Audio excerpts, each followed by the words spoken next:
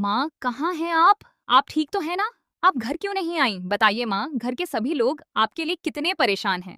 आखिर क्या बात है? प्लीज कुछ तो कहिए। नंदिनी, मेरे कुछ सवाल हैं जिनके जवाब मुझे हर हाल में चाहिए। क्या तुम मुझसे मिलोगी? नंदिनी जवाब देती है, ठीक है, बताइए कहाँ मिलना है। सीरियल। क्योंकि सास भी कभी बहू थी कि कहानी में अब आने वाला है एक बेहद बड़ा और चौंकाने वाला ट्विस्ट, जो पूरी कहानी को नया मोड़ देने वाला है। दरअसल तुलसी नंदिनी को फोन करके मिलने के लिए बुलाती है। नंदिनी पहले तो काफी परेशान हो जाती है, लेकिन आखिरकार वह मिलने के लिए तैयार हो जाती है। उधर कर्ण को नंदिनी की हरकतों पर शक होने लगता है। उसे महसूस होता है कि नंदिनी उससे कोई बड़ी बात छिपा रही है। इसी शक की वजह से वह चुपचाप उसका पीछा करना शुरू कर देता है। जब नंदिनी तय जगह पर पहुंचती है, तब कर्ण भी उसके पीछे पीछे वहां पहुंच जाता है। वहां पहुंचकर वह देखता है कि नंदिनी किसी और से नहीं बल्कि तुलसी से मिलने आई है। यह नजारा देखते ही कर्ण का गुस्सा 7वें आसमान पर पहुंच जाता है। गुस्से में कर्ण नंदिनी पर बरस पड़ता है और कहता है, तुम्हें याद है ना, इसी औरत की वजह से हमारे बेटे की जान गई थी। फिर भी तुम मुझसे छिपकर इससे मिलने चली आई। आखिर क्यों?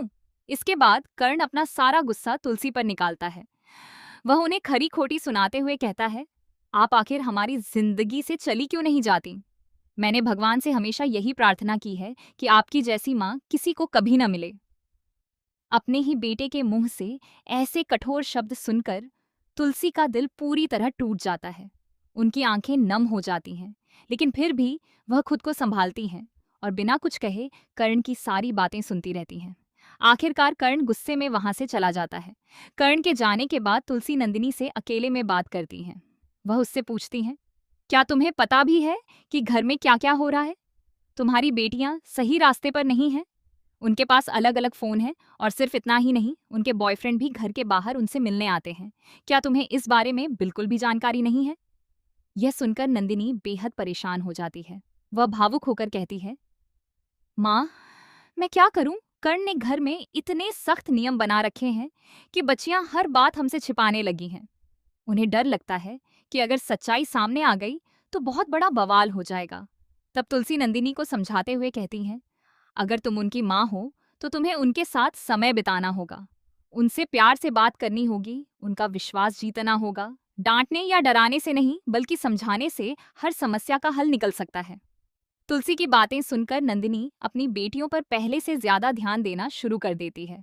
वह उन्हें समझाने और उनके करीब आने की पूरी कोशिश करती है, लेकिन काफी कोशिशों के बावजूद हालात में कोई खास बदलाव नहीं आता।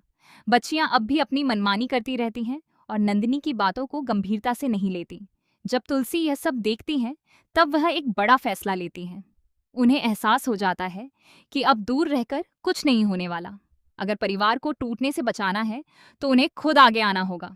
इसी वजह से वह गौतम के साथ घर में दोबारा एंट्री करने का फैसला करती हैं। अब देखना बेहद दिलचस्प होगा कि तुलसी की इस वापसी के बाद घर का माहौल कैसे बदलता है। क्या वह अपनी बेटियों और पूरे परिवार को फिर से एकजुट कर पाएंगी?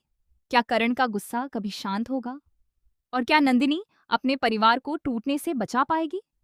आने वाले एपिसोड्स में जबरदस्त ड्रामा, इमोशनल मोमेंट्स और कई बड़े खुलासे देखने को मिलने वाले हैं, जो दर्शकों का उत्साह और भी बढ़ा देंगे।